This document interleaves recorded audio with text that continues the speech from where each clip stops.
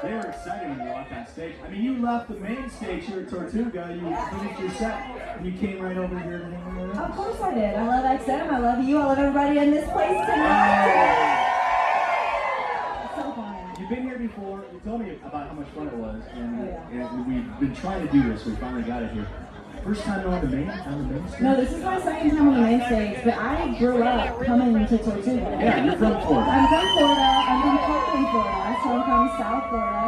I grew up in the stands on my friends' shoulders and backs watching Kenny Chesney. I was a fan. I was a massive fan of Tortuga, and it was a big goal of mine to get to play on the main stage. And I did it a couple years ago.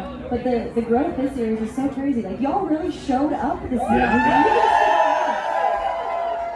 So when you're out there on the main stage and you're looking out, you see young Ashley in the crowd. Do you see a lot of you out there? Oh yeah. So during your place, my first #1 song and the last song in the set, I genuinely started to tear up a bit, and I was like, this is just so cool because not only do I feel like you can actually see the dream coming to life, like I see people in the sand, me on stage, like it's just a really cool thing, but also I was like, man, I bet there's a girl in the crowd today that's dreaming of being up on the stage someday, and I get to be that for her. It just was a really cool moment, you know?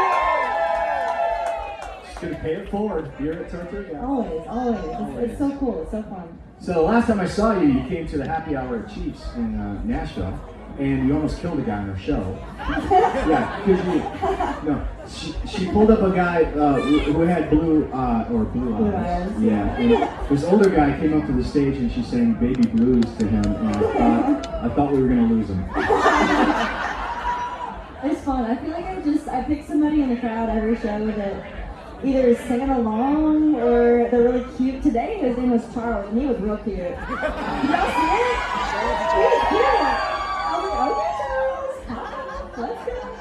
But yeah, it's just whoever's in the crowd, whoever's singing along, whoever looks like they need a good time, and that guy at Chiefs was a fun time. He was a fun time, yeah. He was just, oh my god, that was crazy. So also I want to say congratulations because you just got back from, you were playing over with Keith, right? Yeah. And you guys were, where were you in Europe? We were in the UK, so we went and played over in like London and Glasgow and Belfast. Countries worldwide, baby. Countries worldwide. So I heard that like you picked up your guitar and played it. Was the guitar that you built for the album? Yeah, so I put out a project called Ace in November of last year, and I made this acoustic guitar. It was a Gibson guitar, and I hand wrote a lyric from every one of the choruses, and then I also put an Ace card on the guitar with my parents' signatures on it. Just like a custom guitar. I played it today on the main stage at Tortuga, and yeah, so we were just in the green room all hanging out, and Keith Urban, I mean, he's just iconic. He's a legend. He's Keith, right? And we were all just hanging out, and he grabbed my guitar from my case and was just playing it, and I just sat there being like, well, it sounds a hell of a lot better when you play it. But it was so cool, and he's so wonderful, and just seeing the Ace guitar in his hands, he made it 10 times cooler. It was fun to see that guitar up close because that was when Ace came out, is when he came to the happy hour. Yeah. It was right that Friday. Yep. So you brought that guitar and I got to look at the whole thing and just see it up close, and now people just play it. Now you can sell it for $1 million because Keith Urban.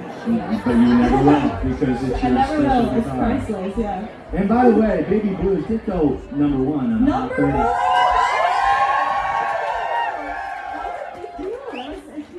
It's a big deal, and we actually, it was cool because Nick and I worked on the Hot 30 Countdown together, so we got to use some of your audio from the happy hour that we played, before going into the #1. Oh my gosh, that's so cool. So. It means the world, and I would have friends all the time being like, so what are you doing with the highway? Because every time I get in the car, Baby Blues comes on, like something's happening, and I'm like, something is happening. People love that song. Thank you all so much for loving Baby Blues. I couldn't let that know. Thank you so much. So I'd ask you about this because while you're over there, I know you were drinking a little bit of Guinness. Yeah. And I did not know what this is because Nick is a Guinness drinker. Love Guinness. I don't know what splitting the G is. Do you guys know what split the G is?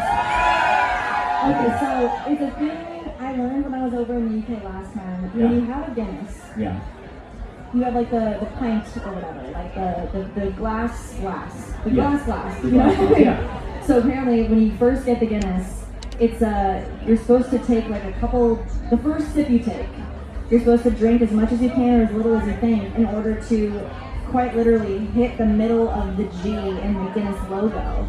It's like a game, like you're supposed to hit the middle of it, and I've successfully done it. I think that the trick to it is taking 3 big gulps, and then you hit the G. I don't know. Maybe that's wrong. Nick says yes, right? but then again, Nick Ultra has not done it yet, so he can't skip the G. No, I just go. Yeah, I've heard different techniques, but the 3 gulp rule tends to work for me, and I always successfully split the G. So try it sometime. I don't know. There you go. It's a good time. We're talking to Ashley Cooke, who's going to play the Opry in May. How many times for the Opry? Okay, so this time in May is my 10th time. 10th time to the Grand Ole Opry. Yeah, 10th time. Like, well, my debut was in 2022.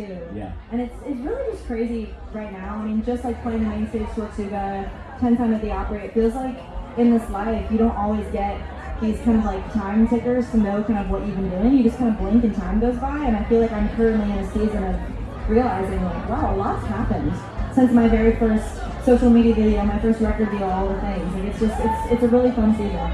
It's fun for us to be a part of that season because we've been in the middle of it the entire time. So we've known each other for like 10 years now. So we've been through the whole process, and it's just great to be kind of there watching and be a part of it. Yeah, well, I mean, you guys have been such big supporters of my music. I think every single of mine y'all have played on the highway, on the countdown, multiple songs that are #1. I just couldn't. I mean, y'all are so supportive. So thank you. Hey, listen, we love it, but it's these guys, the buzzards out there. They love the music.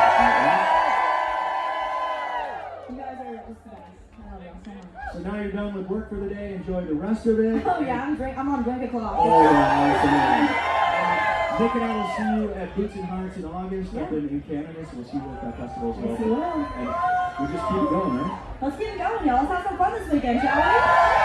This is Ashley.